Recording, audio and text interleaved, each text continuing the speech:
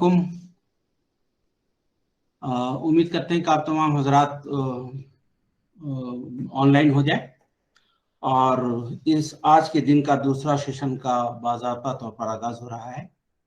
और इस सेशन के लिए हमारे जो सब्जेक्ट एक्सपर्ट हैं और डॉक्टर बीरेश कुमार साहब हैं, उनका मैं थोड़ा सा मुख्तसर तारुफ करा दूं आपके सामने रूबरू। उसके बाद फिर सर आएंगे और फिर ये कार्रवाई हमारी आगे बढ़ती रहेगी।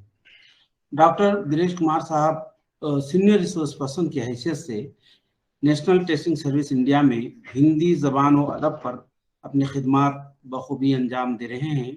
आप तकरीबन 15 वर्षों से न सिर्फ हिंदी बल्कि उर्दू और तमिल ज़बान और अदब के मुख्तलिफ प्रोग्राम और वर्कशॉप का इनेकाद भी करते रहे हैं। आपने एम.ए. हिंदी ज़बान और अदब में बिहार यूनिवर्सिटी मुजफ्फरपुर से हासिल किया। इसके अलावा एम.फिल और पीएचडी की डिग्री हिंदुस्तान की मायनाज तालीमी इदारा जवाहरलाल नेहरू यूनिवर्सिटी से हासिल किया है। आपके पसंदीदा मौज़ूआत में medieval Hindi literature, educational testing and evaluation, language testing, translation for functional use वगैरह वगैरह शामिल हैं। आपने बहुत ही हुनरमंदी के साथ 2 किताबों को मुरतब भी किया है, जिसको नेशनल बुक ट्रस्ट ने शाये किया। इसके अलावा मुतअद्दिद मकाले मुख्तलिफ जर्नल और मैगजीन में शाये हुए हैं। आपने पूरे मुल्क भर में मुतअद्दिद कॉन्फ्रेंस में न सिर्फ हिस्सा लिया है बल्कि कौमी और बैनुल अक़वामी सतह पर सेमिनार और वर्कशॉप का इनेकाद भी किया है। डॉक्टर बीरेश कुमार साहब को जहां एक तरफ हिंदी ज़बान और अदब के एक मुमताज़ दानिश्वर होने का शरफ हासिल है, वहीं दूसरी तरफ वो उर्दू पर उतनी ही गहरी नज़र रखते हैं। आपके ख्यालात और नज़रियात से बाज़ औक़ात सामे को ये महसूस होता है कि आप उर्दू शेर व अदब के मारूफ मुबस्सिर और नक्काद हैं। इसलिए हमें कहने में कोई आर नहीं कि आप हिंदी और उर्दू दोनों ज़बानों में यकसां महारत रखते हैं। जब बीरेश कुमार साहब से गुफ्तगू होती है तो पता चलता है कि वो तमाम शुरा और उनके कलाम आज भी उनको अज़बर हैं और बरजस्ता उनकी मिसालें भी देते हैं। आप बड़ी खूबियों के मालिक और औसाफ हसना के मालिक भी हैं। आप एक हमदर्द, मुखलिस, इल्मदोस्त और एक बेहतरीन रहनुमा के हैसियत से सामने आते हैं। इस ट्रेनिंग प्रोग्राम के तीसरे दिन का तीसरा लेक्चर जो प्रोफेसर सादी जमाल साहब का था, जिन्होंने टैक्सोनॉमी ऑफ एजुकेशनल ऑब्जेक्टिव्स का पहला हिस्सा पेश किया था, उसी सिलसिले की ये दूसरा हिस्सा आज डॉक्टर बीरेश कुमार साहब पेश फरमाएंगे। अब आपका ज़्यादा वक्त न लेते हुए डॉक्टर साहब से गुजारिश करता हूं कि तशरीफ़ लाएं और अपने मौसर अंदाज में सामईन को मुस्तफ़ीज़ करें। आपका मौजू है तालीमी दर्जात के मकासद, TEO हिस्सा 2, तदरीसी मवाद और असातिज़ा की तायीन कद्र और तज्ज़िया, taxonomy of educational objectives part 2, assessment and evaluation of teachers and teaching materials. इसी के साथ मैं अपनी बात को यही इख्तिताम देता हूं और सर से मैं गुजारिश करता हूं कि तशरीफ लाएं और अपने मौसर अंदाज में हमारे असातिज़ा को महसूस फरमाएं। डॉक्टर बीरेश कुमार साहब।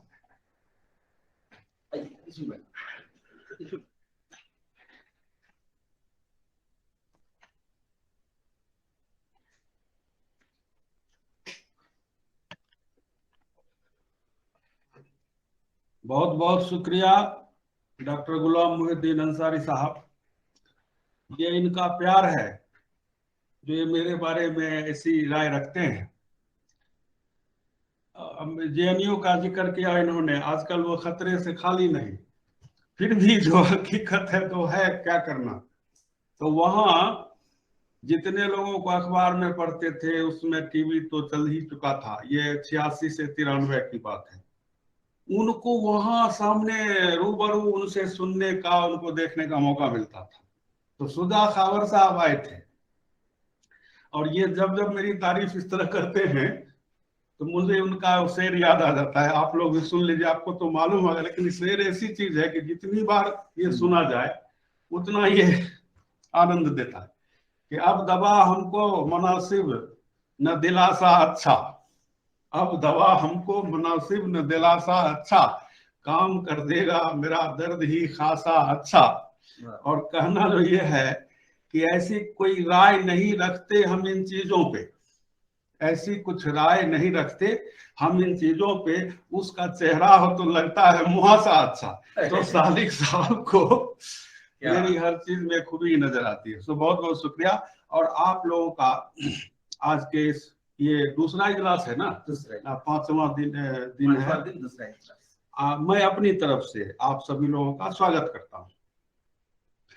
टॉपिक जो है आज का वो सालिक साहब ने बताया है, और मैं फिर से दोहराता हूँ कि assessment and evaluation of teachers and teaching materials with reference to TEO, Taxonomy of Educational Objectives, जिसकी चर्चा उस दिन हो चुकी है।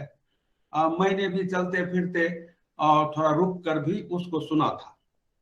मतलब टैक्सोनॉमी ऑफ एजुकेशनल ऑब्जेक्टिव्स की रोशनी में टीचर्स का इवैल्यूएशन और टीचिंग मटेरियल्स का इवैल्यूएशन कैसे हो सकता है, क्योंकि आप जानते हैं कि इवैल्यूएशन के कई तरीकेकार हैं, जिसमें मोटे तौर पर कहा गया है कि सेल्फ इवैल्यूएशन, पीर इवैल्यूएशन और third party evaluation. Third party evaluation को अच्छा माना गया है इसलिए कि ये जो दोनों है ना, सेल्फ इवैल्यूएशन और पीर इवैल्यूएशन, इसमें सब्जेक्टिविटी का बहुत ज्यादा दखल अमल होता है। देहात में भी कहावत है कि अपना दही जो है ग्वालिन को कभी खट्टा नहीं लगता। तो सेल्फ इवैल्यूएशन में अपनी कमियां हमें नजर नहीं आती, ये कुदरती तौर पर ये बात है, अपना चेहरा खुद नजर नहीं आता। अब पीर इवैल्यूएशन के बारे में भी हमारे यहाँ मिथिला में, बिहार में चूड़ा दही खाने का रिवाज खूब है। तो ये कहावत चलती है कि चूड़ा की गवाही दही, दोनों एक साथ रहने वाली चीज है, तो वो तो एक दूसरे को अच्छा बताएंगे ही। तो पीर इवैल्यूएशन में भी ये खतरा रहता है। एक उर्दू में भी है ना, तुम मुझको हाजी कहना और मैं तुमको हाजी कहूंगा, ऐसे। हाँ, तुम बड़ा हाजी बको। हाँ, तो थर्ड पार्टी इवैल्यूएशन को अच्छा माना गया, हालांकि ये लेंथी होता है, इसमें खर्च होता है, इसमें समय आता है। आप लोगों को जानकारी होगी कि सीबीएसई की तरफ से उसके जितने भी एफिलिएटेड स्कूल्स हैं, उनके शिक्षकों के लिए एक teachers competency self evaluation framework बनाया गया है, जिसमें 18 पॉइंट्स के बुनियाद पर, और हर पॉइंट्स का सेगमेंट समझिए अलग अलग है, जैसे communication skills, subject competency, professional development, stakeholder satisfaction, ethical standard, gender sensitivity etcetera. ऐसे ऐसे 18 पॉइंट्स हैं। ये आप ही के मतलब ऑर्गेनाइजेशन और उससे जुड़े हुए ऑर्गेनाइजेशन का ये है फ्रेमवर्क है। 18 पॉइंट्स में किसी में 10, 7, 12, 15 तक सवाल है उसमें दिए हुए, कुल मिलाकर 200 लगभग सवाल होंगे, और उनमें उनको यूज करके, इस्तेमाल करके सेल्फ इवैल्यूएशन कर सकते हैं टीचर्स। तो ये भी एक तरीकाकार है, मैं सिर्फ इसलिए ही बता रहा हूं। लेकिन हमारी जो भी बातचीत होगी वो थर्ड पार्टी इवैल्यूएशन के हवाले से हो। हाँ, दिखा दीजिए जब निकाला है इन्होंने, ये तो उसकी भूमिका है। ये देखिए, कम्युनिकेशन स्किल्स, फिर content, subject matter, academic competence, और बढ़िए learning environment creation competency, professional development measures, digital competency. आजकल एक नई मुसीबत आ गई है कि डिजिटल कॉम्पिटेंसी, आईसीटी के यूज में भी माहिर ना हो तो कम से कम जानकार होना चाहिए। तो इस तरह से छोड़ दीजिए, इन लोगों को पता हो। इस तरह से 18 पॉइंट्स हैं सीबीएसई के फ्रेमवर्क में, जो सेल्फ इवैल्यूएशन के लिए उनको तैयार किया गया। लेकिन जैसा कि मैंने अभी अर्ज किया कि हम लोग थर्ड पार्टी इवैल्यूएशन के हवाले से टीचर्स इवैल्यूएशन और टेक्स्ट बुक इवैल्यूएशन पर बात करेंगे। मित्रों, क्या है, इवैल्यूएशन का जब नाम लेते हैं या टेस्ट का, तो पहली नजर में जो एक चेहरा सामने आता है वो उस गरीब बच्चे का होता है या बच्ची, जिसको स्टूडेंट, तालिब, तुलबा, विद्यार्थी कहते हैं। इवैल्यूएशन जब होगा तो उसी का होना। लेकिन सिद्धांत की बात यह है, इवैल्यूएशन की थियरी या कहीं फिलॉसफी ये बताती है कि एनीथिंग कंक्रीट और abstract, if it can be defined, it can B evaluated. कोई भी चीज हो, चाहे मूर्त हो, चाहे टेंजिबल हो, नॉन टेंजिबल हो, अगर उसकी डिफिनीशन हो सकती है तो उसका इवैल्यूएशन भी हो सकता है। अगर डिफिनीशन नहीं हो सकती तो फिर इवैल्यूएशन नहीं हो सकता। ये एक सिद्धांत है। तो उस हिसाब से हम देखते हैं कि न सिर्फ विद्यार्थी का इवैल्यूएशन हो सकता है, बल्कि एजुकेशन, एक तो जिंदगी में रोज हम इवैल्यूएशन करते हैं। पहला चम्मच जो शोरबे का मुंह में डालते हैं वो टेस्ट इवैल्यूएशन है ना, उस अनुसार हमारा चेहरा बन जाता है, वो रिजल्ट। नमक नहीं है, तेज है। कहते हैं 2 पैसे की हाड़ी भी देहातन, अब तो खैर न 2 पैसा है न हाड़ी है, लेकिन ये चला आ रहा है, मसल है कि वो ठोक बजा कर लेती है। ये ठोकना बजाना ये इवैल्यूएशन है। तो जिंदगी में कदम कदम पर हम इवैल्यूएशन और टेस्टिंग करते रहते हैं। फिर भी अभी जो हम बात कर रहे हैं वो एजुकेशन के मैदान में जो टेस्टिंग एंड इवैल्यूएशन है, उसमें भी, एजुकेशन में भी इनफॉर्मल है, फॉर्मल है। तो इनफॉर्मल की बात हम नहीं कर रहे। फॉर्मल एजुकेशनल सेटअप में इवैल्यूएशन, और वो टीचर का इवैल्यूएशन, टीचर की इवैल्यूएशन और टीचिंग मटेरियल की इवैल्यूएशन। टीचिंग मटेरियल जब हम कहते हैं तो पहले तो एक ही चीज आती थी, किताब। आजकल ये लफ्ज बोलने से ढेर सारी चीजें सामने आ जाती है, जिसको कि टीचिंग एड बोलते हैं।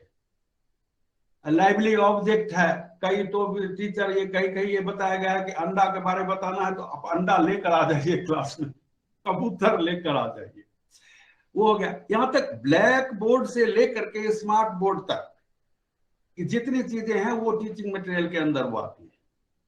और आईसीटी का यूज, जैसे कि हमने पहले कहा, एक नई चीज जुड़ गई है और अब ये जाने वाली नहीं है। और इसमें तो ये बीमारी के मौसम में तो और पक्का हो गया कि ये अब रहने को है ऐसा।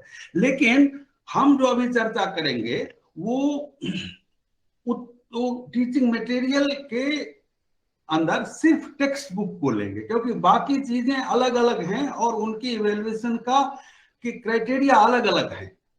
आईसीटी में मटेरियल है, एक फिल्म दिखाना चाहते हैं बच्चों को। अभी मैसूर यूनिवर्सिटी हमारे पड़ोस में है, तो वहां के एक टीचर ने कहा कि मुझे तीसरी कसम कहानी पढ़ानी है, वो शायद उनके टेक्स्ट में, तो फिल्म दिखा दो। 10 बार पढ़ाने से अच्छा है एक बार फिल्म दिखा दो। लेकिन उन मटेरियल्स का इवैल्यूएशन के उसकी क्राइटेरिया अलग है, और उसके लिए अलग से सेशन ही नहीं चाहिए, अलग से वर्कशॉप चाहिए। वो हमारे पास है, लेकिन अभी उस तो टीचिंग मटेरियल में हम सिर्फ लेंगे टेक्स्ट बुक को, और टीचर्स इवैल्यूएशन तो है ही है।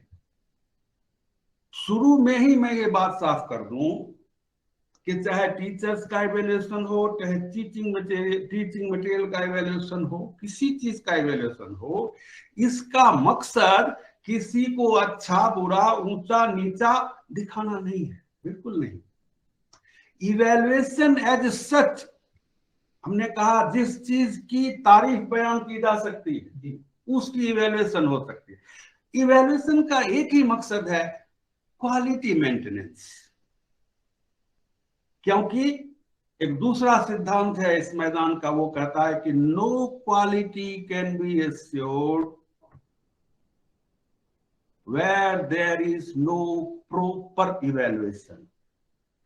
इस तरह के डिफिनेशनल जो लाइनें होती है ना, ये एक एक लफ्ज इसका अब वो उसको बदल नहीं सकते। क्या कहता है, no quality can be assured means you can claim without evaluation. आप दावा, हम जितना दावा करते रहे कि हमारा ये प्रोग्राम जो चला 6 रेंज का ये इस तरह से सफल रहा, it is a claim only, it can be assured only if programme evaluation is conducted. तो ऐसा, तो क्वालिटी मेंटेनेंस ही वो मकसद है जिसके कारण इवैल्यूएशन किया जाता है किसी भी तरह का। स्टूडेंट के इवैल्यूएशन भी वही करते हैं ना, लास्ट में आप क्लासेस बांट देते हैं, first class, second class, third class, pass, fail, हाँ, good, very good, excellent, A plus A minus, B plus B minus. ये क्या है, ये क्वालिटी के अनुसार ही ग्रेडिंग कर रहे हैं। तो इवैल्यूएशन का मकसद किसी को ऊंचा नीचा दिखाना नहीं, इवैल्यूएशन का मतलब है क्वालिटी मेंटेनेंस। तो हमने अर्ज किया था भी कि जिंदगी के हर मैदान में कदम कदम पर हम इवैल्यूएट होते हैं और इवैल्यूएशन करते हैं, लेकिन हमारी जो भी बातचीत होगी उसका दायरा महदूद है एजुकेशनल सेटअप में, फॉर्मल एजुकेशनल सेटअप, यानी आप क्लासरूम सिचुएशन कर लीजिए, स्कूल कैंपस के अंदर ऐसा। तो अभी हमने कहा था कि कोई भी चीज जो है जिसकी डिफिनेशन हो सकती है वही दिखाया है, teachers assessment and evaluation of teachers and teaching. In other words, it is assessment of teachers and teaching materials with reference to taxonomy of educational object। ये चीज हमेशा ध्यान में रखने की है, क्योंकि अभी हमने 2-3 सिद्धांत आपके साथ शेयर किए और ये शेयरिंग ही है, ये सब आप लोग जानते हैं, ट्रेंड एंड क्वालिफाइड टीचर हैं सब लोगों ने, बीएड तो कम से कम आप हैं और एमएड भी किया होगा, कुछ लोग मैं देखा इससे भी हायर क्वालिफिकेशन। तो ये सिर्फ हमारा एमटीएस का क्या पॉइंट ऑफ व्यू है, चीज वही है, टैक्सोनॉमी वही है, हमारा क्या पॉइंट ऑफ व्यू है। तो एक चीज आती है कि evaluation must be undertaken against some और अदर क्राइटेरिया, जिसको कॉमन रेफरेंस पॉइंट करते हैं। इवैल्यूएशन हमेशा किसी न किसी कॉमन रेफरेंस पॉइंट के अगेंस्ट होना चाहिए, तभी उसमें ज्यादा से ज्यादा ऑब्जेक्टिविटी आ सके। तो यहाँ जो हम ये प्रपोज कर रहे हैं, टीचर्स इवैल्यूएशन और टीचिंग मटेरियल्स का इवैल्यूएशन, उसका हमारा रेफरेंस पॉइंट बनेगा टैक्सोनॉमी ऑफ एजुकेशनल ऑब्जेक्टिव्स। उसमें भी मैं एक बात साफ कर दूं, और आप सब जानते हैं कि ये टैक्सोनॉमी ऑफ एजुकेशनल ऑब्जेक्टिव्स, टीईओ, दूसरे लफ्जों में जो ब्लूम्स टैक्सोनॉमी के नाम से जानते हैं, ये 48 में इसका कॉग्निटिव पार्ट बनना शुरू हुआ था और 8 साल लगे थे, 56 में जाकर इसका फर्स्ट हैंडबुक इसकी आई थी। अब बाद में 2001-2 में ब्लूम साहब के ही एक उस समय साथी थे जो उनके टीम में काम करते थे, क्रैथहॉल महाराज, उन्होंने इसको रिवाइज कर दिया। सो वो रिवाइज टैक्सोनॉमी भी आजकल क्या, अब तो 20 साल उसके भी हो गए, वो भी मैदान में है और उसमें बहुत तरह की तब्दीलियां उन्होंने की। एक तो लिस्टिंग जो है इसमें ऊपर से नीचे होता है, lowest level of cognitive intelligence is knowledge सबसे ऊपर है और हाईएस्ट जो एबिलिटी है इवैल्यूएशन सबसे नीचे, उसमें उलट दिया गया, कुछ नाम में भी बदलाव किया गया, नॉलेज को रिमेम्बरिंग ऐसा करके बोला। तो ये मैं कह रहा था कि हम लोग ओरिजिनल जो ब्लूम्स टैक्सोनॉमी है उसी को बुनियाद बना के हम लोग बातचीत करेंगे, क्योंकि साहब हमारी स्पष्ट मान्यता है कि देखिए एकेडमिक्स में ढेर सारे प्रोग्राम्स होते हैं, ट्रेनिंग एक चीज है, वर्कशॉप एक दूसरी चीज है, सेमिनार एक तीसरी चीज है, सिंपोजियम एक अलग चीज है। तो हमारी ये मान्यता है कि ट्रेनिंग में, अब वो भी ट्रेनिंग हमारा आपका पहला ये मिलना जुलना है, सो इसको बेसिक ही ट्रेनिंग मानेंगे, दूसरी बार मिलेंगे तो इंटरमीडिएट लेवल उसको माना जाएगा, तीसरी बार मिलेंगे तो एडवांस लेवल होगा। सो ट्रेनिंग में, वो भी बेसिक ट्रेनिंग में जो टाइम टेस्टेड चीजें हैं ना, उन्हीं को बुनियाद बनाना चाहिए। और ये रिवाइज्ड हुआ है, ये लेटेस्ट ये आ रहा है, ये सब सेमिनार, इसी टॉपिक पर सेमिनार होगा, उसमें चर्चा चलेगी। तो हम टैक्सोनॉमी लेंगे और ब्लूम्स वाली लेंगे और वो ओरिजिनल वाली लेंगे। ये देखिए एक हमारे जो उस्ताद हैं इस लाइन के, आजकल तो पहले एक उस्ताद होता था और एक हजरत अमीर खुसरो के एक उस्ताद थे, हैं? ले अभी तो कितने उस्ताद मालूम नहीं होते, मैट्रिक का उस्ताद अलग ना हो, इंटरमीडिएट का अलग, ग्रेजुएशन। तो इस लाइन के जो हमारे उस्ताद हैं प्रोफेसर पवन सुपैया साहब, और यहाँ पर उन्होंने ही ये इस नेशनल टेस्टिंग सर्विस की शुरुआत की, अभी रिटायर है, लेकिन खूब हम लोग से ज्यादा ठीक ठाक है, और हम लोग यही दुआ करते हैं कि इसी तरह से उनका ये देन है साहब। ये हम लोग मजाक में इसको गोल चक्कर बोलते हैं, लेकिन आप जरा इसको देखिए, और ये दिखाता है कि इवैल्यूएशन कहने से जो सिर्फ और सिर्फ स्टूडेंट की का चेहरा हमारे सामने आता है, ये नहीं है। इवैल्यूएशन का दायरा इतना वसी है कि एजुकेशन के मैदान में एक तो पूरी जिंदगी में, first as an individual, as a family, as a society, as an organisation, as a nation, we first try to identify our needs, and once needs are identified, we fix our policies. Policies जब fix हो जाती हैं तो हम गोल अपने जो लक्ष्य कहते हैं, हिंदी में, अंग्रेजी में क्या बोलते हैं उसको, मैं उर्दू में निशाना, short term goals, long term. Education के मैदान में जब आते हैं सीमित दायरे में, तो गोल्स के रोशनी में करिकुलम्स डिजाइन होते, करिकुलम के जो उसके अंदर जो ऑब्जेक्टिव्स जो बयान किए जाते हैं, उनकी रोशनी में सिलेबस तैयार होते हैं।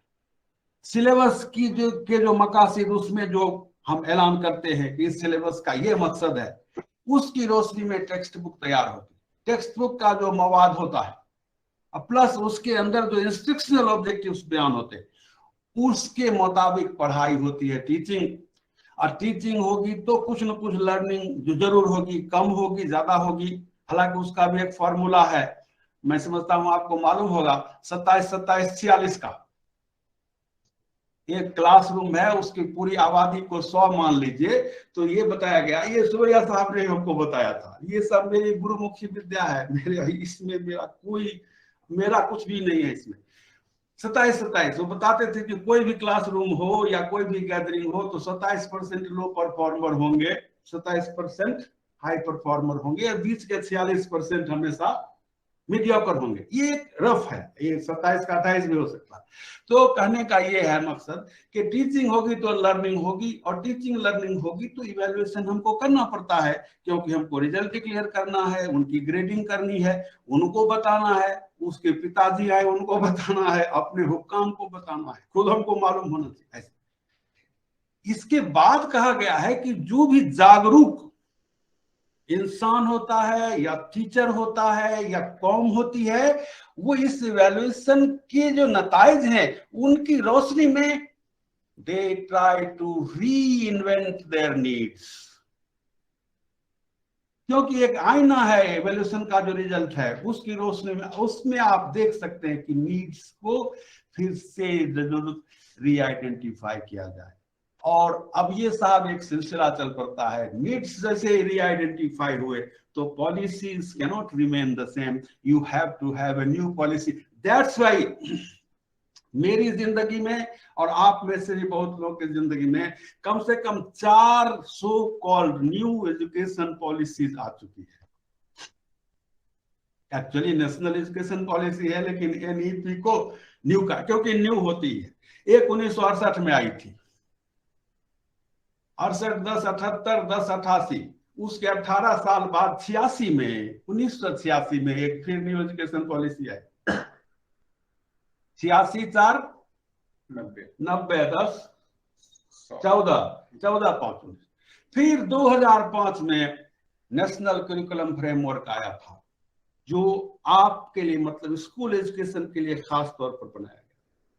और फिर देखिए 2005 के 15 साल बीतते न बीतते फिर नई एजुकेशन पॉलिसी आ गई। ये इसीलिए होता है कि हम नीड्स को हर 10 साल 20 साल एक अरसा बीतता है, जिंदगी बहुत तेजी से आगे बढ़ती है, पुरानी चीजें बहुत चीजें नाकारा हो जाती हैं, बहुत चीजें आउट ऑफ यूज हो जाती हैं, तो ऐसा और ये सिलसिला चलता रहता है। इवैल्यूएशन का बीच में काम है और ये एरो मार्क इसलिए दिया गया है कि कायदे से हर ट्रांजिशन पॉइंट पर इवैल्यूएशन करते जाना चाहिए।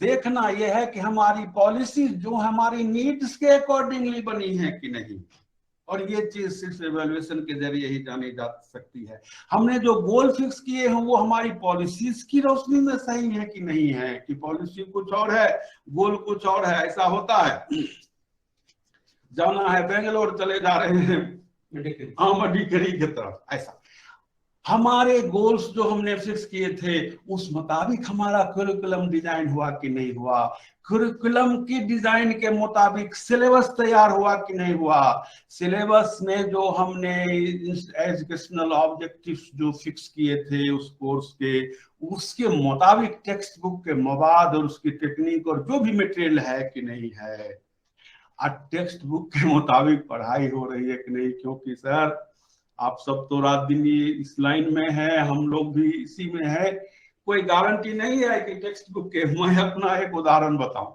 हिंदी से एमए हमने तारीफ हमें कर रहे थे सालिक साहब, तो उसमें बहुत विद्वान टीचर थे हमारे, उनकी विद्वता में कोई बल्कि विद्वता ही उनके लिए बाधा थी। इतना मालूमात उनके पास थी कि बोलने लगते थे तो टेक्स्ट बुक रख देते थे और उसमें चैप्टर था कामायनी। आप लोग हिंदी माध्यम से भी जुड़े हुए हैं, कामायनी मॉडर्न हिंदी का एक बहुत अच्छा महाकाव्य माना जाता है, जयशंकर प्रसाद उसके राइटर थे। तो वो कामायनी की चर्चा करते हुए जयशंकर प्रसाद पर आ जाते थे और फिर ये बताना शुरू करते थे कि उनके पिताजी का नाम सुंघनी साहू था। सुंघनी साहू नाम इसलिए पड़ा क्योंकि तंबाकू और सुंघनी का नस्वार का बिजनेस वो करते थे। उसके बाद वो शुरू होते थे बनारस के ऊपर, अब लास्ट में पूछते थे कि बनारस का मतलब जानते हो? सब लोग कहते थे नहीं, तब बताते थे कि बनारस का मतलब होता है बना हुआ रस। 2 साल तक भाई साहब लगभग यही चलता रहा, उनकी कृपा से हम लोग पास हो गए उसमें। तो पॉइंट सिर्फ ये है कि हर ट्रांजिट पॉइंट पर, हर स्टेज ऑफ ट्रांसफॉर्मेशन के बीच में इवैल्यूएशन होना चाहिए, तभी हमको मालूम होगा कि ये पूरा चक्का जो है वो सही डायरेक्शन में घूम रहा है। तो अब यहां आ जाएंगे 2 चीज पर, इतनी बातचीत के बाद, टेक्स्ट बुक इवैल्यूएशन और टीचर का इवैल्यूएशन। तो उसमें हमने शुरू में कहा कि टीचर्स इवैल्यूएशन, किसी भी इवैल्यूएशन के 3 तरीके हो सकते हैं, सेल्फ इवैल्यूएशन, पीर इवैल्यूएशन और थर्ड पार्टी। तो सेल्फ इवैल्यूएशन का तो आपके पास तैयार है फ्रेमवर्क, वो भी हमने थोड़ा सा दिखाया। पीर इवैल्यूएशन आप जानते हैं। हमारा पॉइंट है कि थर्ड पार्टी इवैल्यूएशन कैसे होना चाहिए। तो इसमें क्या है कि जैसे टेक्स्ट बुक और टीचिंग, टेक्स्ट बुक निर्जीव चीज है और इसका कोई पीर भी नहीं होता। तो टेक्स्ट बुक ना तो सेल्फ इवैल्यूएशन कर सकता है और ना पीर इवैल्यूएशन, तो इसका तो थर्ड पार्टी होना ही है। और ये चीज हम करते रहे हैं, दूसरे मुल्कों से भी हिंदी के, उर्दू के, गुजराती के, बंगाली के टेक्स्ट बुक आते रहे हमारे पास और इवैल्यूएशन के लिए, और हम ये काम करते रहे। तो टेक्स्ट बुक इवैल्यूएशन तो हमेशा ही थर्ड पार्टी ही होगा। टीचिंग के इवैल्यूएशन में ये गुंजाइश है, क्योंकि टीचिंग का इवैल्यूएशन का मतलब हुआ टीचर का इवैल्यूएशन। क्योंकि टीचिंग क्या है, जो टीचर ही तो टीचिंग है, टीचर का ही व्यवहारिक रूप टीचिंग है। तो ये इसमें तीनों गुंजाइश है, लेकिन हमने थर्ड पार्टी का ये पॉइंट यहां पर रखा है। उसमें एक हमने और तरमीम लगाई है कि टीचर का इवैल्यूएशन करना हो तो स्टूडेंट का इवैल्यूएशन कीजिए। टीचर या टीचिंग का इवैल्यूएशन करने के लिए स्टूडेंट का इवैल्यूएशन होना चाहिए, और उसी से वो पता चल जाएगा कि टीचिंग कैसी थी और टीचिंग कैसी हुई, उससे पता चल जाएगा कि टीचर कैसे। देहात में कहते हैं तेल देखिए तेल की धार देखिए। तो हमारा ये प्रपोजल है कि बजाय शिक्षक को बुलाकर उनको एडमिट कार्ड दे करके बैठा करके और उनका इवैल्यूएशन करने के बजाय, सेल्फ इवैल्यूएशन ठीक है, थर्ड पार्टी नहीं है समझते, टीचिंग का ही इवैल्यूएशन हो जाए सही ढंग से, यानी स्टूडेंट का सही ढंग से इवैल्यूएशन हो जाए, तो वही आईना है टीचर्स की। यानी कहते अंग्रेजी में performance of the student is directly proportionate to the performance of a teacher. जितने भी महापुरुष संसार में हुए हैं लगभग सभी ने, अगर उनसे पूछा गया है कि आपके इतना जो आपने मुकाम हासिल किया जिंदगी में इतना, उसका किसको आप श्रेय देते हैं, तो दो ही लोगों का नाम लेते हैं, बाप का नाम शायद कोई नहीं लेता है, मां और गुरु। तो ये तो टेक्स्ट बुक इवैल्यूएशन तो हमेशा थर्ड पार्टी ही होगा और उसका करना ही पड़ेगा। टीचिंग का इवैल्यूएशन में हमने इसमें एक ये प्रपोजल हमारा है कि इनडायरेक्ट इवैल्यूएशन इसको बोलते हैं, कि स्टूडेंट्स के परफॉर्मेंस के आईने में टीचर के परफॉर्मेंस को हम देख सकते हैं, और वही प्रस्ताव इसी पर हम चर्चा करेंगे, और रेफरेंस पॉइंट होगा टैक्सोनॉमी ऑफ एजुकेशनल ऑब्जेक्टिव्स। अब देखिए टीचर इवैल्यूएशन में स्टूडेंट के इवैल्यूएशन के मार्फत ये करेंगे, लेकिन देखने की चीजें उसमें क्या क्या हो सकती हैं। तो एक तो उनका स्कॉलिस्टिक एस्पेक्ट होगा टीचर्स का, क्योंकि टीचिंग का लर्निंग का जो ज्यादा कारोबार है, 3 डोमेन बताए गए, आप जानते हैं कि स्कॉलिस्टिक ये मतलब क्या बोले, कॉग्निटिव डोमेन के जो स्किल्स हैं उनका डेवलपमेंट होना चाहिए, ठीक, अफेक्टिव डोमेन के जो स्किल्स हैं यानी एटीट्यूड पार्ट वो डेवलप होना चाहिए, और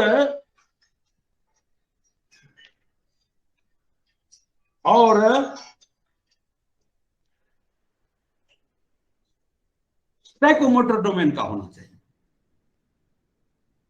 लेकिन आप जानते हैं अच्छी तरह कि हम जिस मॉडल के अंदर, ये तो एक आइडियल सिचुएशन है कि तीनों डोमेन का बैलेंस डेवलपमेंट होना चाहिए स्टूडेंट का, तभी all round growth of learners personality वो माना जाएगा। लेकिन व्यवहार में क्या होता है आप सब जानते हैं कि ज्यादा से ज्यादा फोकस हमारा कॉग्निटिव एबिलिटीज पर ही होता है, स्कॉलिस्टिक एस्पेक्ट्स पर।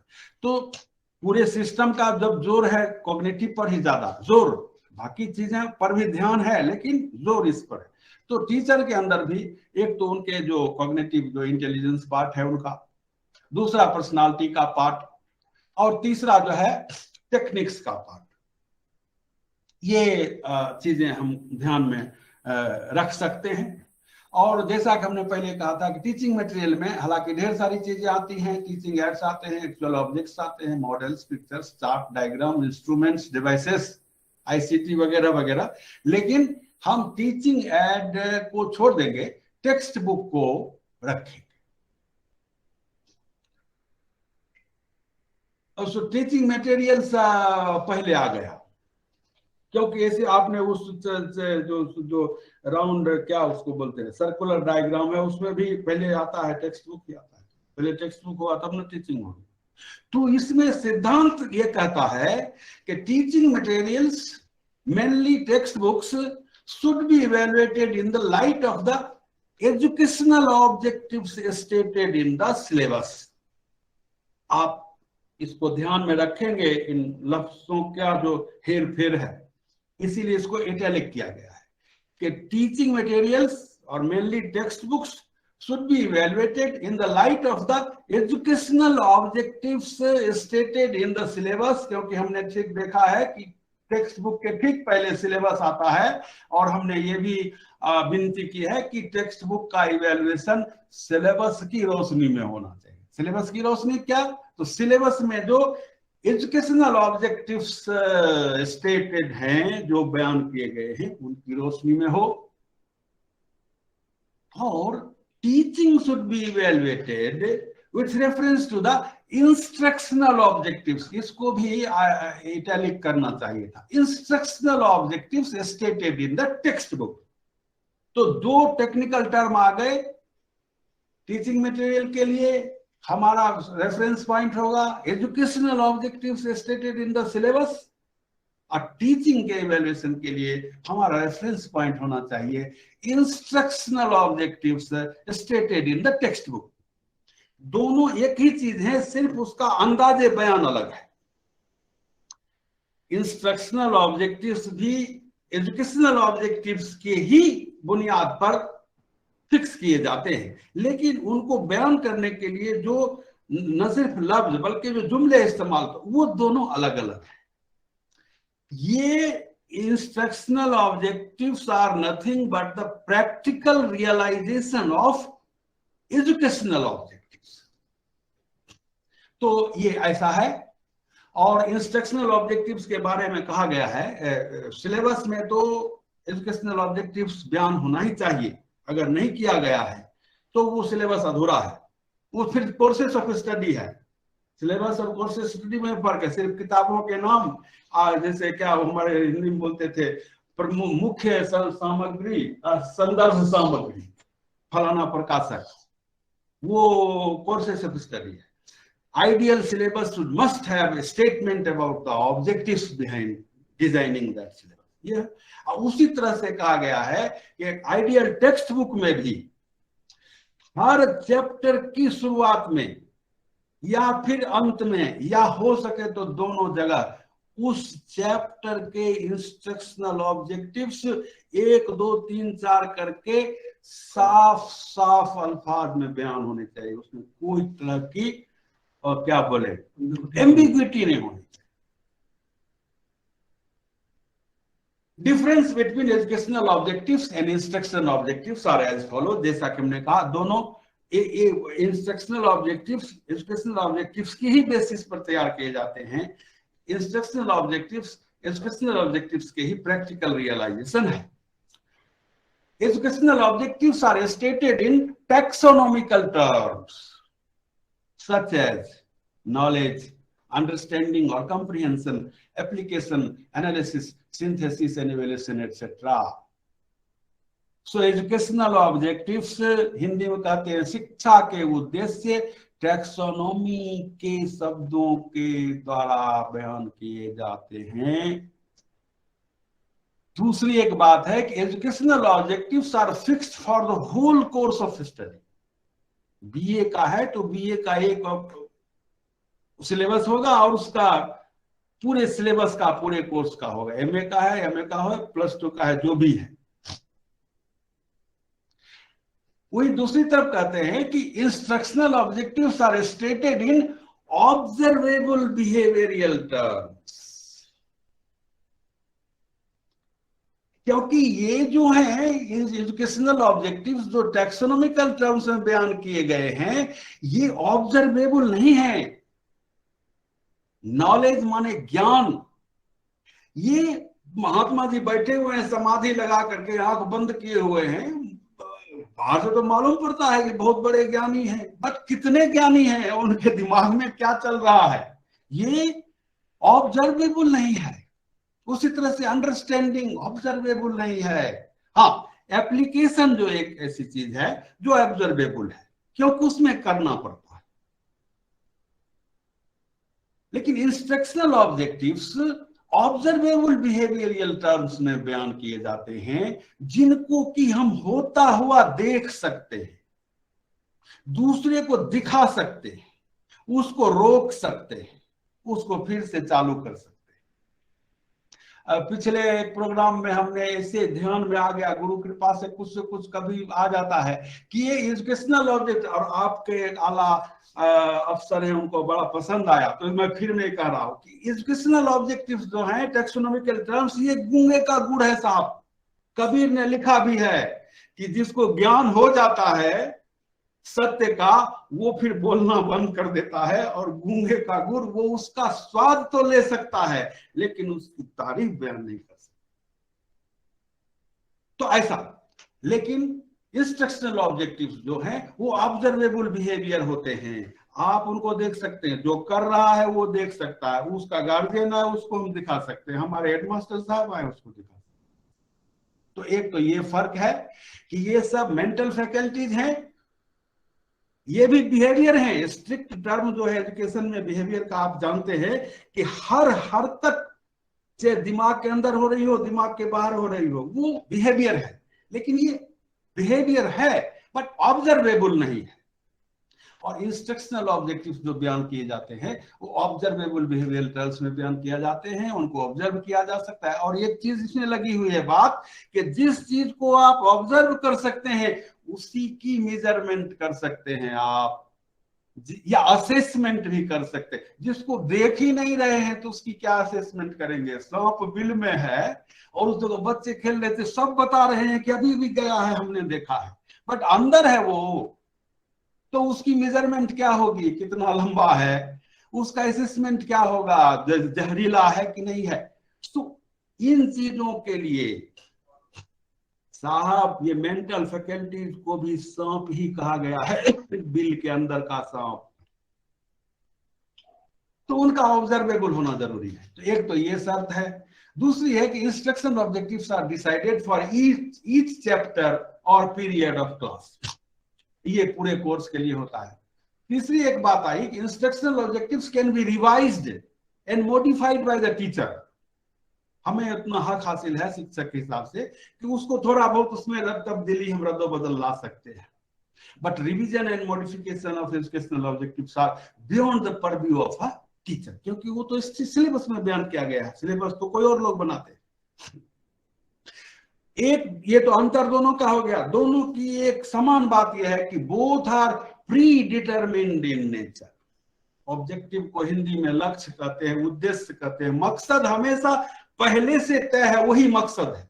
आना तो निकल गए, चलिए जिधर की बस मिलेगी उधर बैठ लेंगे, वो मकसद नहीं है। तो ऐसा, तो इन दोनों में अंतर है। हालांकि एक ही चीज के दो रूप हैं, ये एक दूसरे से निकलते हैं, ये अंतर है इसमें। एक टीचर सेंट्रिक होता है, टीचर का उसमें अधिकार है, उसको थोड़ा मॉडिफाई कर सकता है, दूसरे में नहीं होता। लेकिन समानता ये है, एकता दोनों में है कि दोनों प्री डिटरमिन्ड पहले से बयान होने चाहिए। अब थोड़ा एग्जाम्पल हम देते हैं हम लोग कि एग्जाम्पल ऑफ स्टेटिंग दीज ऑब्जेक्टिव्स। और बात ये चल रही है कि text book should be assessed और evaluated with reference to the educational objectives stated in the syllabus। तो एजुकेशनल ऑब्जेक्टिव्स का स्टेटमेंट कैसे होता है या होना चाहिए वो जरा देखें। After undergoing this course the student shall be able to know the nature, structure and content and objectives of this discipline। ये एक कॉमन टाइप का है, क्योंकि अलग अलग भाषाओं में अलग अलग लोगों के सामने ये पेश करना पड़ता है, तो इसलिए इसको कॉमन नेचर का रखा है। Understand the relationship between different components of this course, apply the theories and principles, rules and provisions of this course in real life situations, analyze the problems and gray areas pertaining to this course, so on and so forth। आप सब देख रहे हैं कि know, understand, apply, analyze, synthesize, ये सब taxonomical term है, जबकि इंस्ट्रक्शनल ऑब्जेक्टिव्स का बयान ऐसे होना चाहिए कि after studying this chapter the student shall be able to. अब यहां ग्रामर से, grammar as a such, Urdu grammar, Hindi grammar, हालांकि दोनों के तो बहुत से पार्ट एक ही जैसे हैं, लेकिन किसी भी लैंग्वेज के ग्रामर से जो यूनिवर्सल चीजें हैं उनको लेकर बनाया गया है। मकसद ये दिखाना है कि ऑब्जर्वेबल बिहेवियरल टर्म्स में कैसे बयान किया जाता है। So after studying the chapter, the student shall be able to identify and separate nouns from pronouns, verbs from adverbs, and both from the adjectives।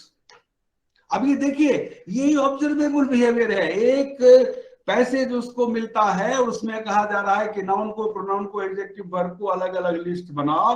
तो जब वो लिस्ट बना रहा है तो आप देख सकते हैं कि ऊपर लिखा है नाउन और उसमें घुसा रहा है एडजेक्टिव, या ऊपर लिखा एडजेक्टिव उसमें घुसा रहा है, वर्ब क्या कर रहा है, दिस कैन बी ऑब्जर्व्ड, इसी का नाम है ऑब्जर्वेबल बिहेवियर, और वो रिफ्लेक्शन है उसके नॉलेज एंड अंडरस्टैंडिंग का। मेरा ख्याल है मैं अपने पॉइंट को अब क्लियर कर रहा हूं।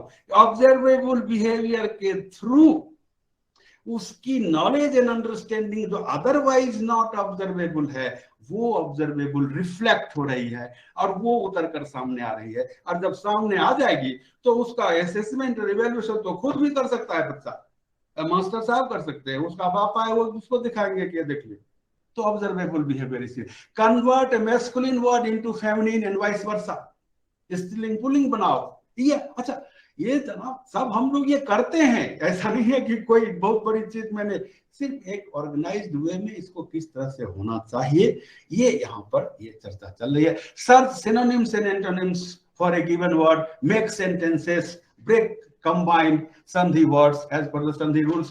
तो कहने का ये मतलब है कि जितने भी इटैलिक में दिए गए हैं ये ऑब्जर्वेबल बिहेवियर कहलाते हैं, और इन्हीं अल्फाज में टेक्स्ट बुक के इंस्ट्रक्शनल ऑब्जेक्टिव्स का बयान होना चाहिए, और इसी रोशनी में स्टूडेंट का इवैल्यूएशन होना चाहिए, और स्टूडेंट के इवैल्यूएशन के जो नताइज हैं वो कहीं ना कहीं शिक्षक के परफॉर्मेंस का वो आईना है। तो इस तरह से डायरेक्ट उनको इवैल्यूएशन का टारगेट ना बना करके, देखिए तस्वुर में चले आते तुम्हारा क्या बिगड़ जाता और तुम्हारा पर्दा रह जाता हमें दीदार हो जाता। तो मकसद है स्ट्रेंथ्स एंड वीकनेसेस को आइडेंटिफाई करना और किसी को उसमें टारगेट करना नहीं। तो वो अगर इस तरह से हो रहा है इनडायरेक्टली तो अच्छी बात है, वही करना चाहिए, ये हमारा पॉइंट है। तो ऐसा सो इंस्ट्रक्शनल ऑब्जेक्टिव्स और एजुकेशनल ऑब्जेक्टिव्स का कैसे बयान होना चाहिए ये होता है। ये दिया, ये इटैलिक रिप्रेजेंट करता है इंस्ट्रक्शनल ऑब्जेक्टिव्स को, और अभी हमने कहा कि उसी आईने में फिर इवैल्यूएशन होना चाहिए और होता भी है। और इवैल्यूएशन के लिए क्या है या टेस्टिंग के लिए खास करके कॉग्निटिव डोमेन जो स्किल्स हैं, ये नॉलेज अंडरस्टैंडिंग वगैरह, और जिनके ऊपर हमारा 80% फोकस है, ये फैक्ट बात है, मास्टरी टीचिंग लर्निंग मॉडल का फोकस ही है इस पर। उसका एक ही हरवा हमारे पास है हथियार, जिसका नाम है सवाल।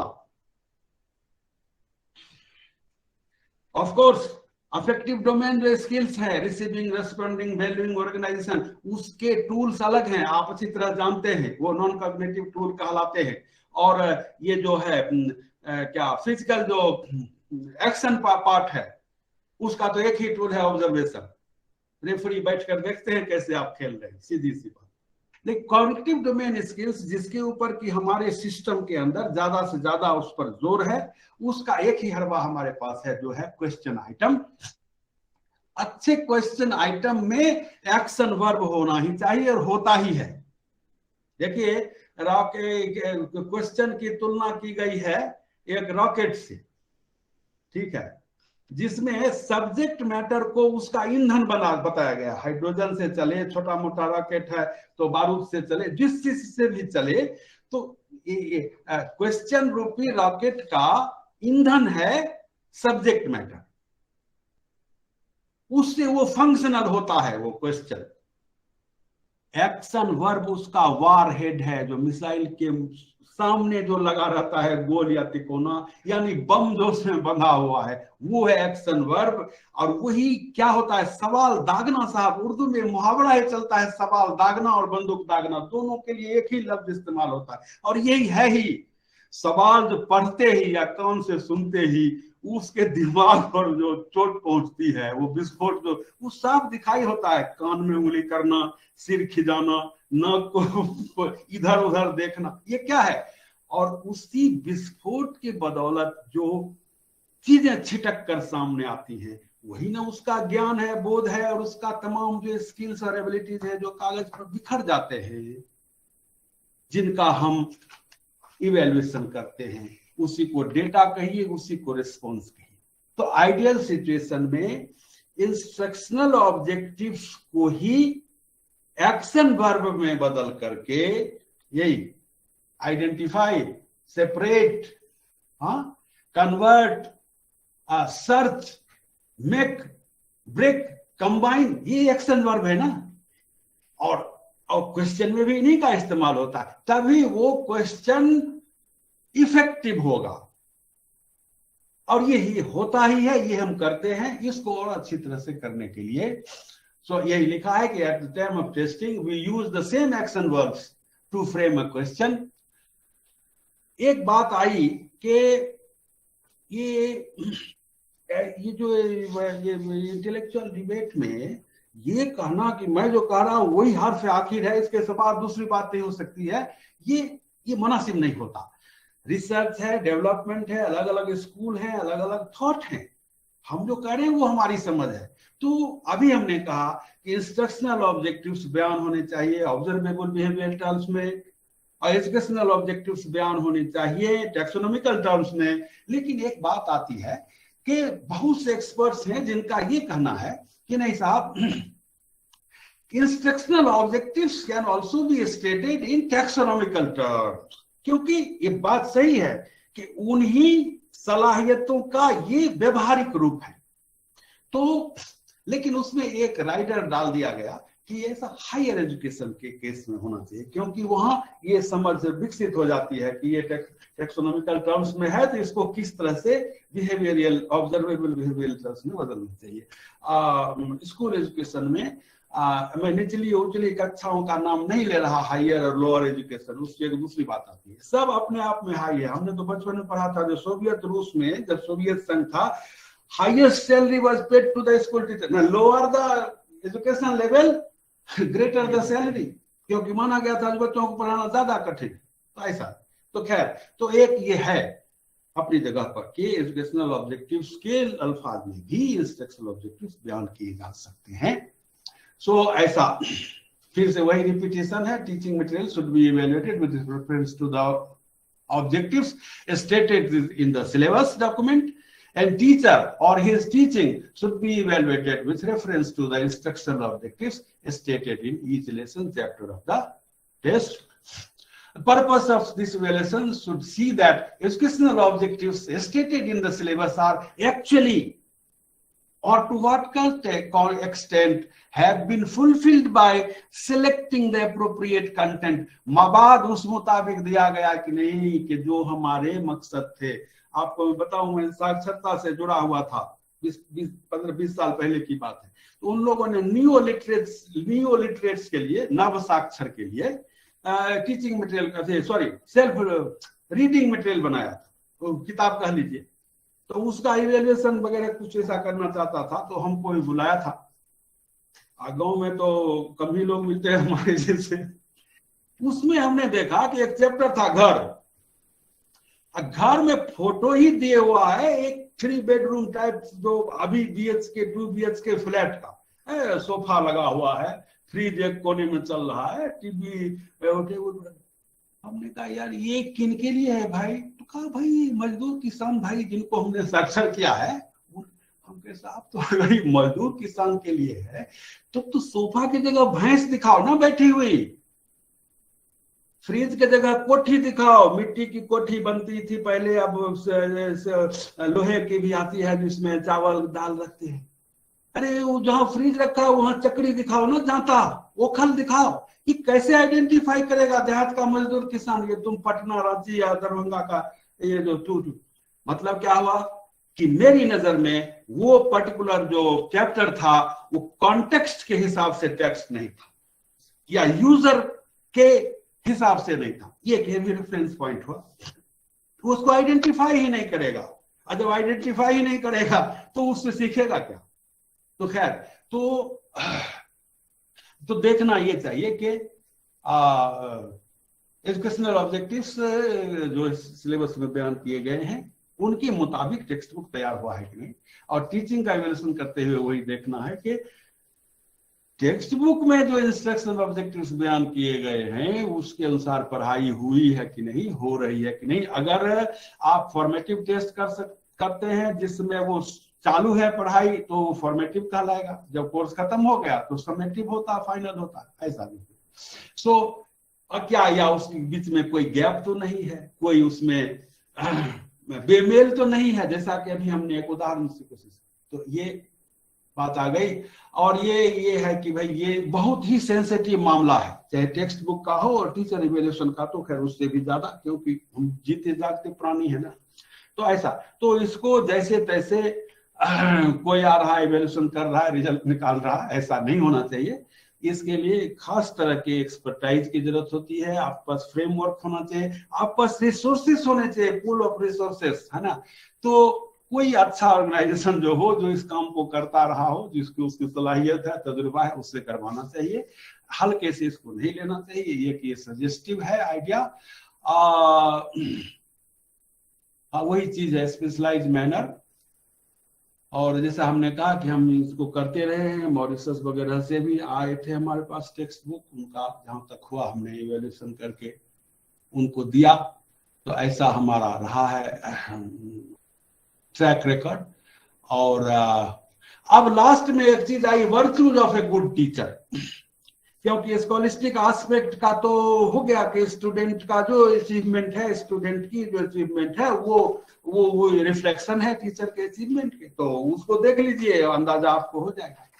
लेकिन स्कॉलिस्टिक के अलावा जो एटीट्यूड पार्ट है, जो कि टैक्सोनॉमी का बहुत ही इंपॉर्टेंट पार्ट है, आप जानते हैं बीच वाला जो डोमेन है अफेक्टिव डोमेन, और हमने जो देखा है आपका जो सीबीएसई द्वारा डेवलप जो फ्रेमवर्क है, उसमें भी एथिकल स्टैंडर्ड्स का एक चैप्टर है। उसमें कैसे कैसे सवाल हैं आप जानते होंगे, फिर भी मैं आपको दिखाऊं एटीट्यूड से रिलेटेड कि do I model my behaviour as a good role model for the students. ये ऐसा सवाल है आपके उस इन्वेंट्री में। अच्छा, वो थोड़ा चूचू का मुरब्बा टाइप का है, इन्वेंट्री और क्वेश्चन है का उसमें गालमेल है, कर दो। So ऐसा, do I model my behavior as a good role model for the students? एक और सवाल है, am I able to bring out the best in students by leading by example? क्योंकि एटीट्यूड पार्ट को ही लें तो जब शिक्षक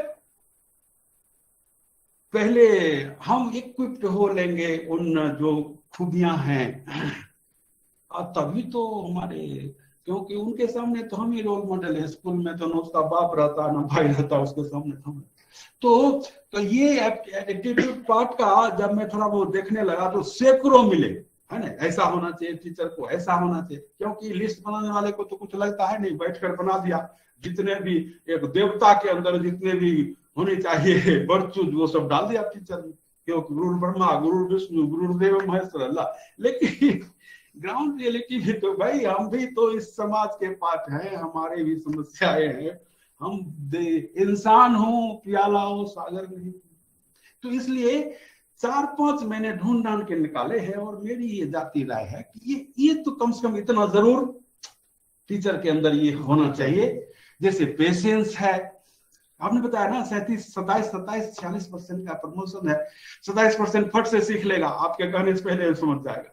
अब बीच वाला भी किस तरह, वो जो बेचारा नीचे है, लेकिन आपको सबको देखना है, और आप देखते हैं, जानते हैं, आप फिर लोग के पढ़ाए हुए हम लोग सबको देखना है। तो इसके लिए पेशेंस चाहिए, फेयरनेस चाहिए, हर विद्यार्थी तेज हो, बुर्बकबा हो, सब एक समान होना चाहिए, कंपैशन होना चाहिए, काइंडनेस कंपैशन का ही शायद दूसरा नाम है, being organised inward and outward, sense of humour. एक बड़ा मसला आता है कि भाई उससे क्या होता है, क्लास इंटरेस्टिंग होती है, और जो चीज इंटरेस्टिंग होगी तो खाना ही बच्चा एक और ज्यादा खा लेता है, अगर चीज कोई सालन अगर अच्छा बनाओ। लेकिन उसमें एक और मेरी है कि थोड़ा ये कंट्रोल में ही रहना चाहिए, खास करके स्कूल में। बाकी हंसते ही हंसाते रहेंगे तब तो वो तो चाहता ही है लेकिन ये बात तय है कि सेंस ऑफ ह्यूमर एक अच्छे टीचर की एक खूबसूरत ये बताई गई है, ऐसा। और मॉडरेटली ड्रेस्ड, है ना, इसके बारे में कहा गया है कि टीचर को क्लासरूम में मॉडरेटली ड्रेस्ड होकर जाना चाहिए, एकदम से फैशन में ही चोर न रहे, एकदम से बटन हाँ न रहे। तो इन चीजों का, क्योंकि वही बात है कि आप उसके रोल मॉडल हैं, जो आपको देखता है उसी की वो नकल करके सीखता है। तो ये थोड़ी सी 2-4 चीजें थी। और फिर मैं समअप करूं कि टीचर का इवैल्यूएशन उनके टीचिंग का इवेल्युएशन ही टीचर का इवेल्युएशन है, और टीचिंग का इवेल्युएशन जो स्टूडेंट की जो परफॉर्मेंस है उसके जरिए भी उन टीचिंग का इवेल्युएशन इनडायरेक्टली हो सकता है, और ये ही अच्छा रहेगा। ये हमेशा थर्ड पार्टी होना चाहिए, क्योंकि इसमें ज्यादा से ज्यादा ऑब्जेक्टिविटी आएगी, जो इवेल्युएशन के लिए एक बहुत बड़ी शर्त है।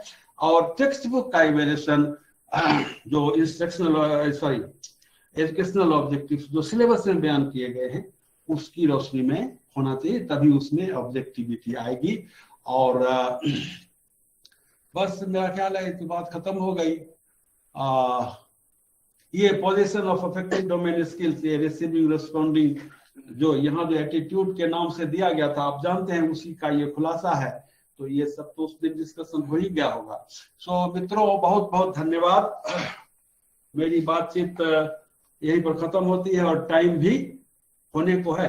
अब इस चर्चा से मुताल्लिक अगर कोई सवाल हो, डाउट हो, कोई क्वेरी हो, तो तुलसीदास ने लिखा है, कर कुठार आगे यह शीशा। परशुराम जी राम जी के शादी में धनुष टूटने पर तलवार लेकर आए थे, तो राम ने कहा जो मेरा सिर झुका हुआ है, आप जानिए। तो ऐसा बोलिए साहब।